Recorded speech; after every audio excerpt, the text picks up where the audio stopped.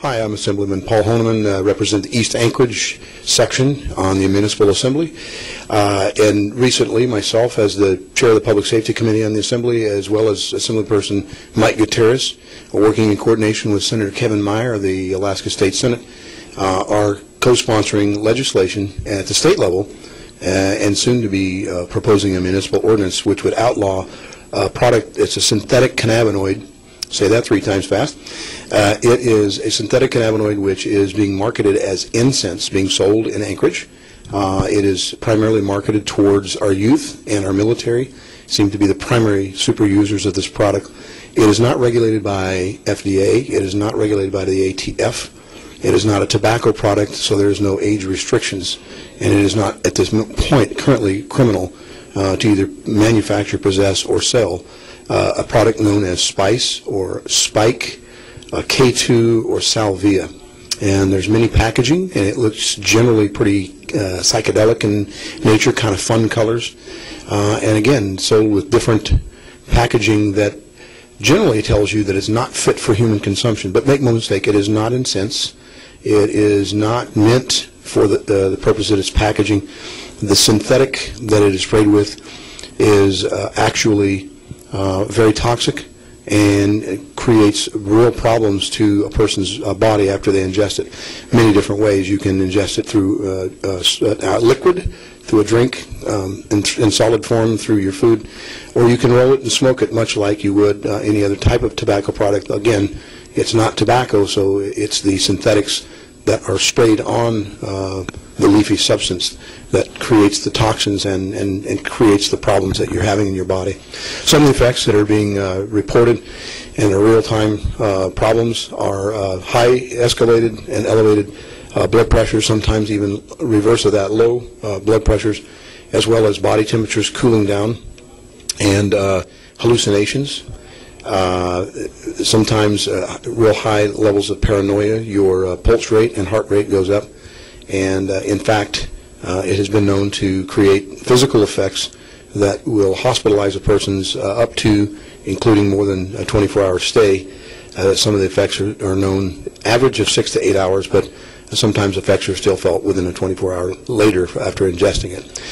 The problem with this product is, again, its ease of purchase at any age, and the fact that I believe many of the retailers don't really know the dangers that it's creating to our public safety. Those persons who ingest it, again, experiencing these paranoia, hallucinations, have been known to act out and harm others, as well as create damage to both property and self.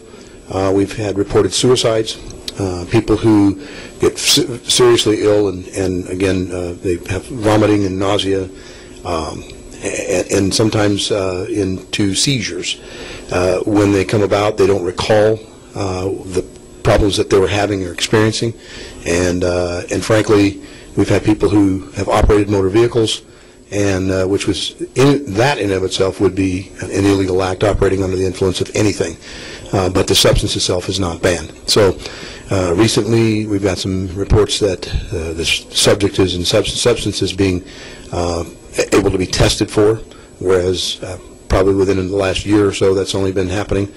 Prior to that, there were no tests that could test for it. So people who have had drug problems who would routinely be tested could fly under the radar, so to speak, by using this product, and that's why we believe that it was being abused to the levels that it has been. And in the last year, this municipality has seen a really drastic increase in reported cases at all levels, and we don't want to see this in our youth, and we certainly don't need this in our community, because again, it's a very high risk to the public safety, and we're moving as quickly as we can. Currently, the resolution passed the last assembly meeting on this past Tuesday night, October 23rd. We requested a resolution. It was passed unanimously by the body, urging retailers to take this product voluntarily off of their counters, off the market. And the second step of the resolution unanimously was to support and craft the appropriate legislation criminalizing the product even altogether in Anchorage, and hopefully in the future, near future, in Alaska. So. Do you know how long people have been using this sort of product on tobacco? Yeah. Wrapped and smoked? No, I don't. Anecdotally, we've heard somewhere around 2007, 2008 that possibly coming about in our community. And the product itself is, again, synthetic in nature. It largely comes from, we believe, China, which seems to be a fairly, I guess, mass producer of a lot of products being shipped in the United States. But the other problem about this particular product is when a person has enough enthusiasm and is so inclined, they can research this product and find the ingredients to manufacture it in as simple of a product as a tub, a bathtub, a sink, and you can mix the product itself, the toxins, and spray the synthetic on the plant-like substance. And that in and of itself it could be newspaper. It's a carrier, if you will. It's simply like a vehicle to carry the synthetic too. So you could spray it on a tobacco, you could spray it on newspaper, you could spray it on a dried leaf. It just needs to have something to spray the toxin on. And so far, it's this year alone, we've had at least 5 DUI cases, 2 of which ended in prosecution successfully, driving and operating under the influence. And then we've had, again, some other cases where officers have contacted people and their actions clearly showed that they were under the influence of the substance, but no way to test for it up until real recently. Okay, so are the chemicals themselves sold anywhere else besides being on the cigarette? Not that we know of, no. Not that we know of. They're sold in 1 to 3 gram packaging that looks like a little larger. The chemicals? No. The chemicals are sprayed on the leaf-like substance and shipped that way, shipped and manufactured that way. And you don't know what the chemicals are? Well, we do know it's a list of about 100 type of chemicals. Right now, currently, there's about 7 on the market. And that's the problem is that to stay ahead of this product, its form, its name of the packaging changes. Much like today we call it Charmin, tomorrow we call it Northern. It's the same product with different substance and packaged under a different name. And that's the difficulty in passing legislation. It has to be specific enough to be able enforceable, and yet the problem with some of the ways the laws have been crafted in other states, it's been declared some problematic in the constitutional enforcement because of its vagueness.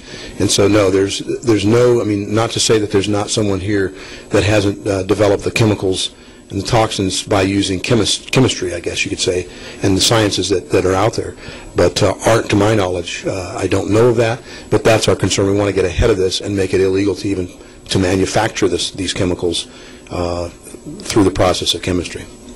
Right now, there's nothing that prohibits it. And so, what do you recommend for Well, people who maybe the parents who find their children with it, or if it's a neighbor or something?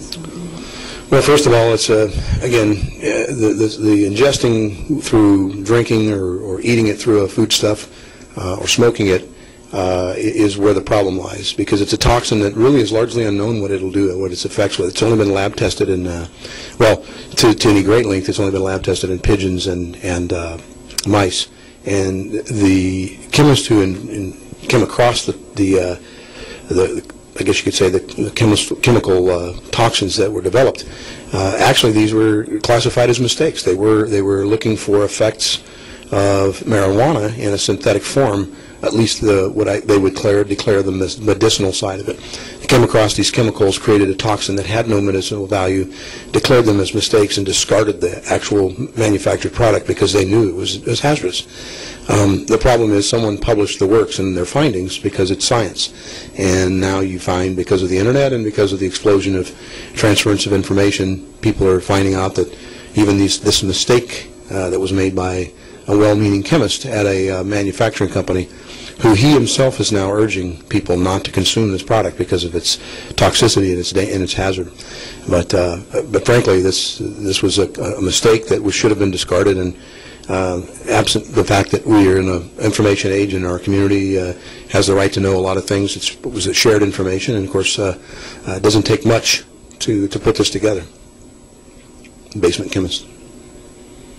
Okay, so for any store owners, you can recommend? Well, with the store owners, certainly by resolution, the Anchorage Assembly is urging the business community, retailers, all retailers that may have this product, to remove it from their shelves. And I can tell you, I don't believe I'll be able to do it with municipal funds, but I'll be more than willing to try to raise monies to a nonprofit through donations or even my own, at my own expense if necessary. If you've got money invested in this product from the wholesale level and we're hoping to recapture profits from its retail sale, I will not be able to likely recapture your retail loss, but I will certainly will help you to recapture your wholesale investment so that you're not out any money by the removal voluntarily of this product from the market. Well, currently in Anchorage, yes. We're trying to move statewide. You know, obviously we live within 50 miles of Palmer and Wasilla. We've heard many reports of problems out in the valley as well, and so I'm personally going to be working with the Matsuboro and Palmer and Wasilla City Council to try to help find them a way to get legislation to also, at least in the interim, also call for the complete ban of the sale of this product in their area, but also work on legislation to perhaps criminalize it.